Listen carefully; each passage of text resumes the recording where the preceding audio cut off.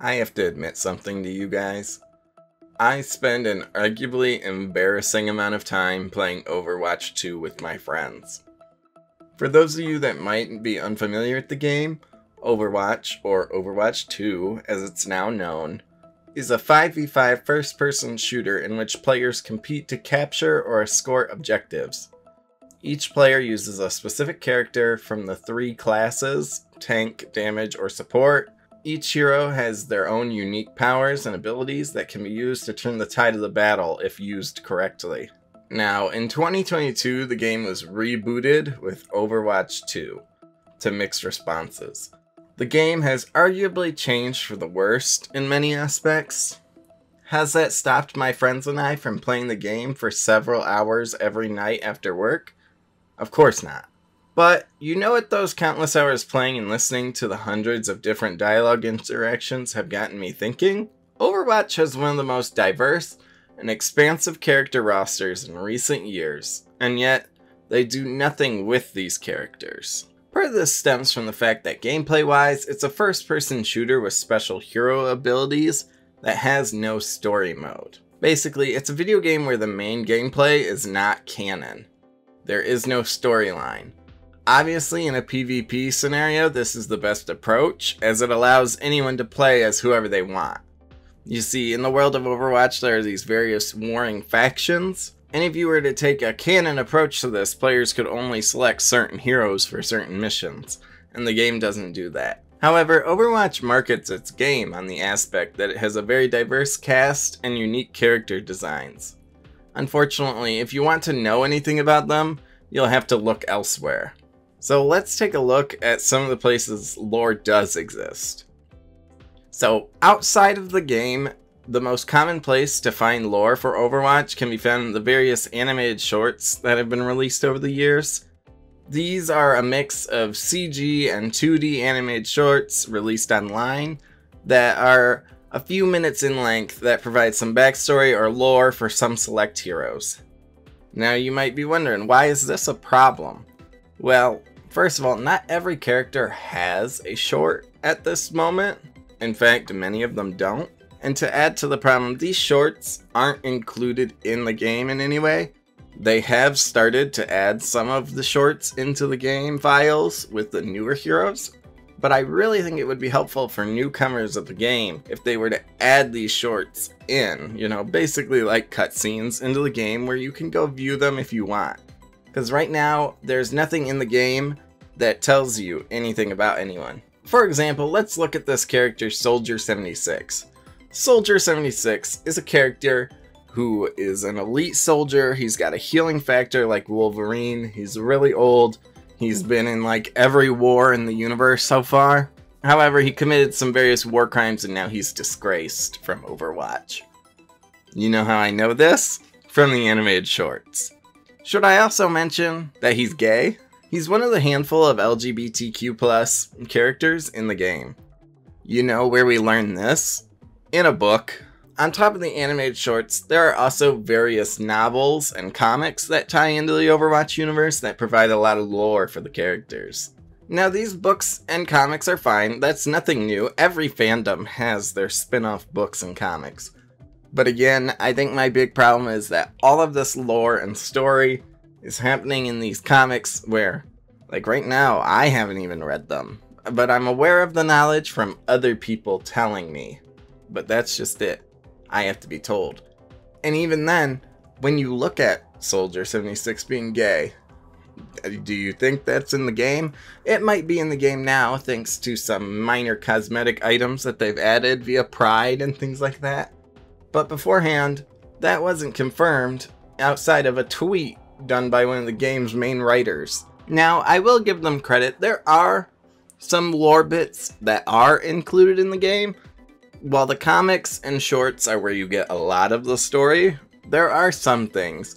Like for example, it has bad PvE events. These are special events that come around at certain times of the year where they provide you with a scenario in which the characters go off on a mission that might have happened in the past or is happening currently. And this sort of progresses the quote-unquote story of Overwatch. The problem with these PvE events becomes the fact that just most people don't play them. In fact, in Overwatch 2, they introduced a new story mode, so to say, a PvE mode. This was an event called Invasion. An Invasion cost $15. So, you want story, right? Well, guess what? You have to pay $15 to play it. And so, a lot of people said, well, screw that, and didn't play it. And now, because of that, Blizzard has basically scrapped all potential of continuing that storyline. So all of the stories and cliffhangers that they set up in that event, I assume are going to have to be concluded in animated shorts or books. Because at the end of the day, Overwatch 2 has become a money-making machine for Blizzard, and the PvE content, the story content, doesn't make them money. So it's not what they're worried about. Instead, let's pour more time into battle passes and characters that are locked behind paywalls. Like I mentioned at the beginning of the video, another way that in the game there is some hints at lore is through character voice lines. I will give the game credit that since they went the non-canon route and you can play as anyone, they did also take into account the conversations that might happen with those characters. So you might get hints of lore with interactions between characters when, let's say, you pick Winston and your buddy picks Tracer. Winston and Tracer might have a little back and forth where they talk about how Winston made the device that helps Tracer control her blinking and time displacement. Really cute little conversation. Again, I wish I could see more of that. I wish that was put into the game somewhere. But it's nice. But with that, you also kind of lose an idea of these characters' relationships because they're short little quips and banter. Like, for example, Ramatra was introduced in Overwatch 2. He's become one of my favorite characters in the game, both gameplay-wise, and I think he's interesting. Ramatra is the leader of Null Sector, a group of Omnics fighting for Omnic freedom by genocide and things like that. You know, kind of think like Magneto, you know. He's sick of the oppression, and so let's just kill all the oppressors. And so, because of that, he's treated as an antagonist, an enemy of Overwatch. You know, like I said, he is the Magneto of this universe, where his ideas might not be terrible, but he's going about it the wrong way. And he has a really good relationship with Zenyatta. And this becomes an interesting dynamic because Zenyatta is all about peace and finding balance between humans and Omnics. Versus Ramatra is let's kill them all and rule together, brother. And so they have good banter between each other. I'll include some right here. Takatha Zenyatta, if you don't mind me asking, what did you do before the crisis? I massaged sheep on a free-range pasture. Seriously? Ha! I don't think so.